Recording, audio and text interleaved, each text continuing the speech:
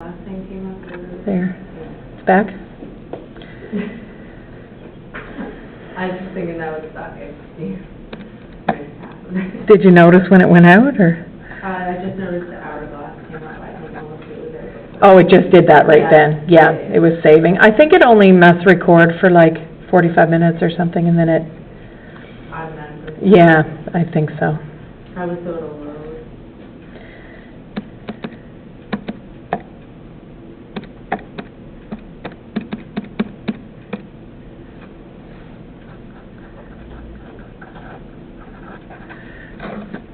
All right, so either include the down payment or don't include the down payment when you do the interest, but don't do one and the other by accident.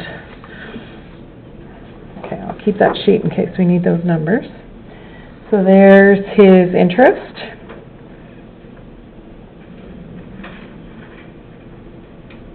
D. If he decides to sell the house after 10 years, what will be his remaining balance that he owes to the bank?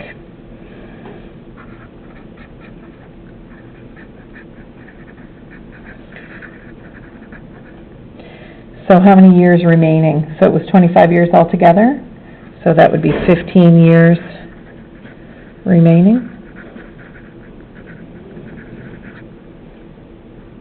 So that's the T we would use, is 15. M is 12, I is 0.00225. So N will be 15 times 12. 180. Okay. Right, so where people mess up this is they use the 10 years by accident, but it's how many years are left. So after 10 years, there's 15 left. So this would be, what's his payment? 1358.81.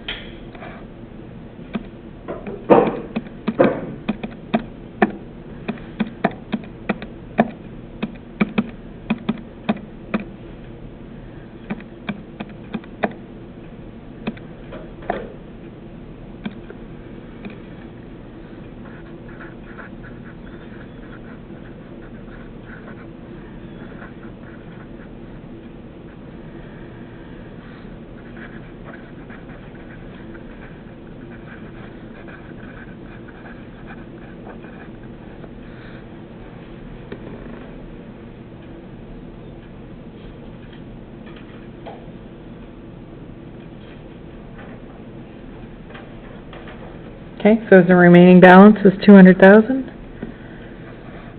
that he owes the bank. And part E says, if he sells the house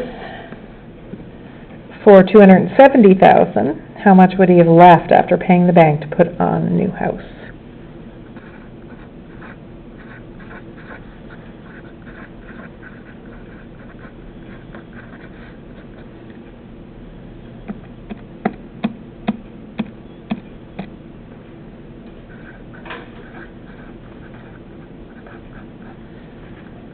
Now that's a better down payment.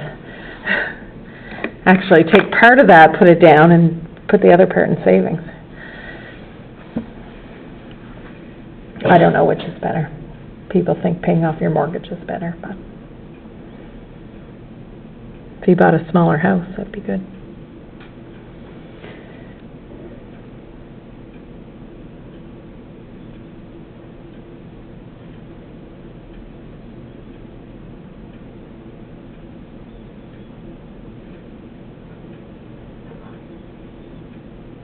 Are the rest the same?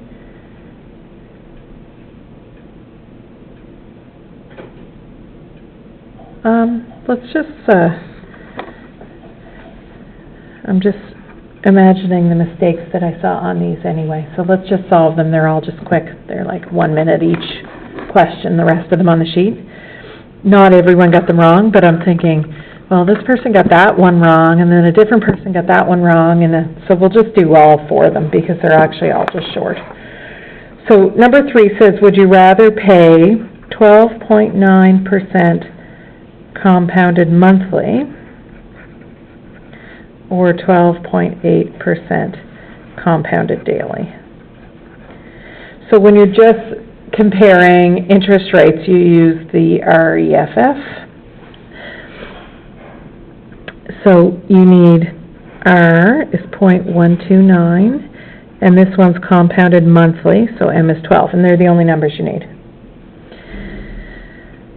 So from that, you would get I is 0.129 divided by 12. Oh, that does work out, 0.01075. Okay, so REFF. So 1 plus 0.01075 to the M, which is 12, minus 1.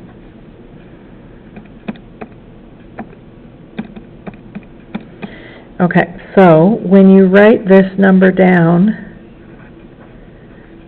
keep lots of decimals. Because what happens is you're comparing rates that are really close, and if you only write down 2 decimals here and the other one's the same up to 2 decimals, then you have to recalculate them.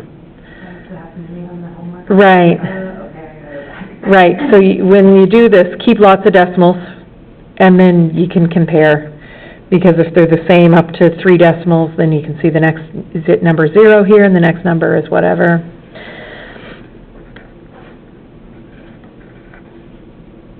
M is daily, so 365.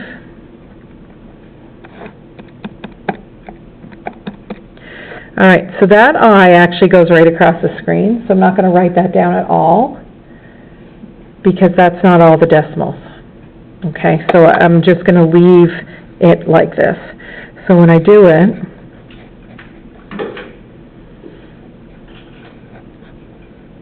I have to type it in this way. So get this number first, and then put it to the power.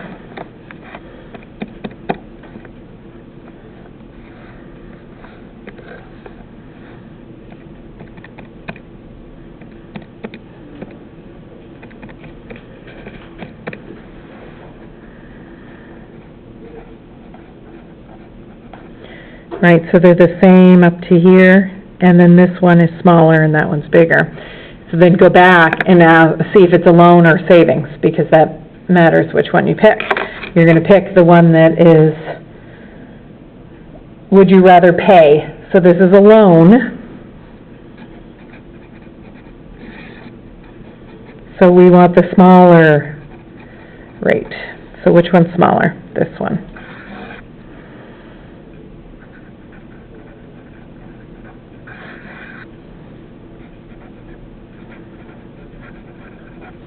Okay, so just in every room, I would probably write a little sentence at the bottom. I would rather 12.8% compounded daily.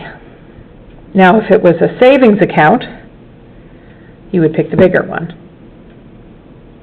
Right? So do your calculation, but always look back and see if it's a loan or savings, because you'll pick the opposite way if it was a savings account. Does that make sense? They're very close to each other. Do people actually care about this? For sure. If it's a billion-dollar company, they're definitely going to care about a few decimal places, right? Because it's lots of money. In a savings account like Herb had, no, that would not make any difference at all, right? Because it's too far. 4, what's simple interest rate? Okay, so simple interest. We're looking for the rate. It says a loan for $200,000 and it grew to $250,000.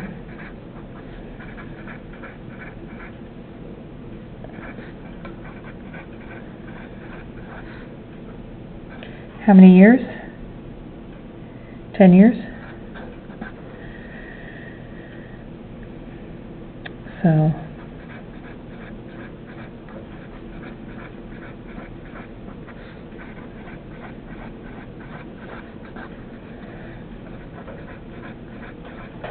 Count your zeros. Because you don't want to plug in the wrong, I don't care if you write the wrong number, because I'm not going to count every individual zero, but you have to type in the right number of zeros.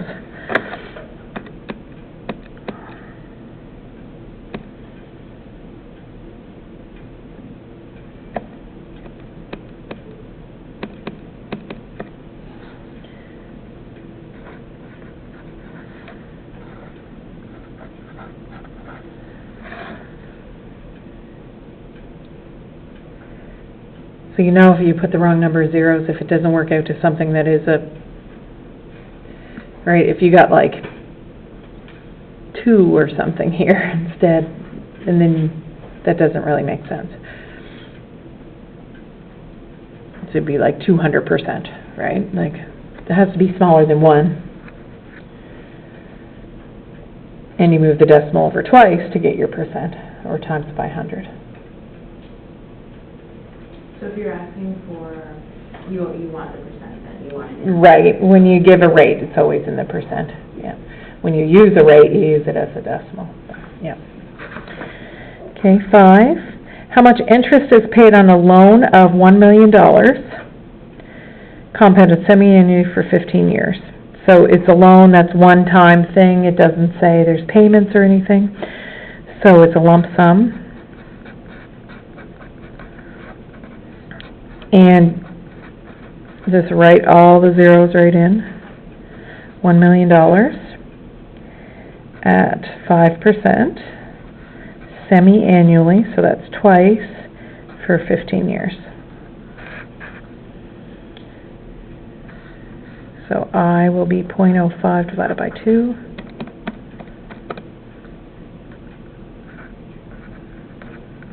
And N will be N times T.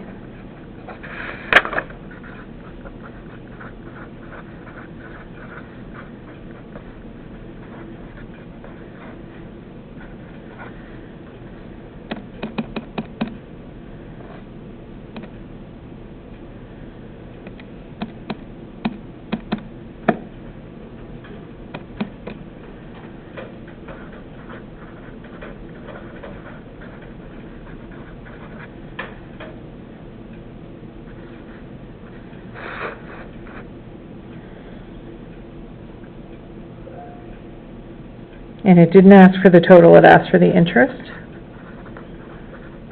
So if we subtract them.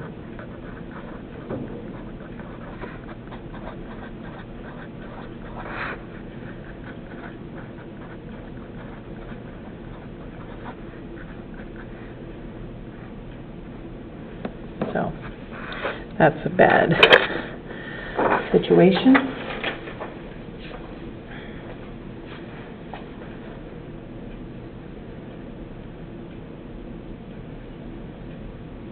Very bad situation. Don't borrow $1 million.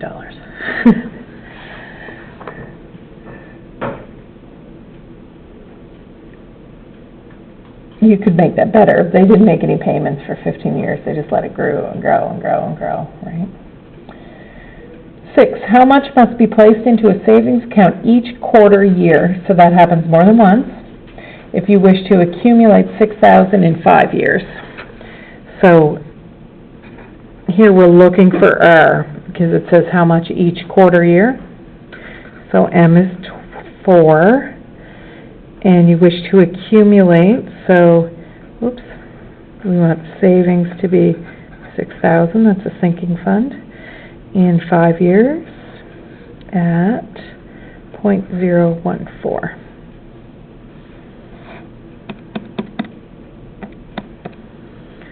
So I is 0.014 divided by 4.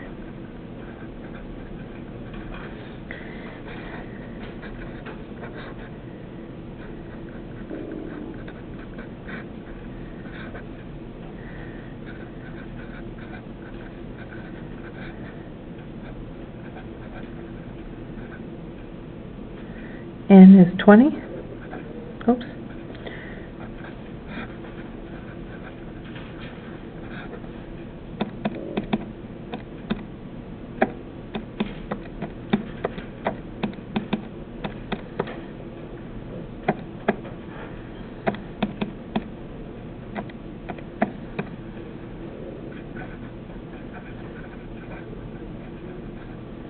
290.15.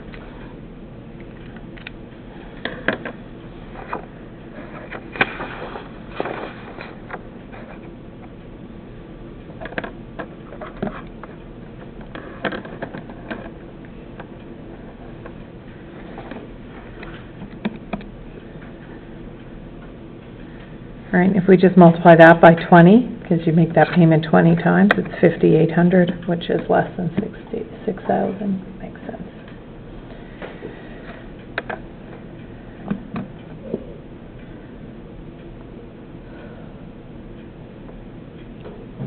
So there's lots of questions to practice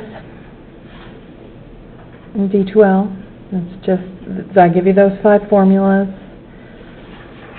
There's not many other scenarios I can give, right? If you practice the ones from class and the ones in the notes, or in the practice questions, you should be fine. Does anyone have any questions?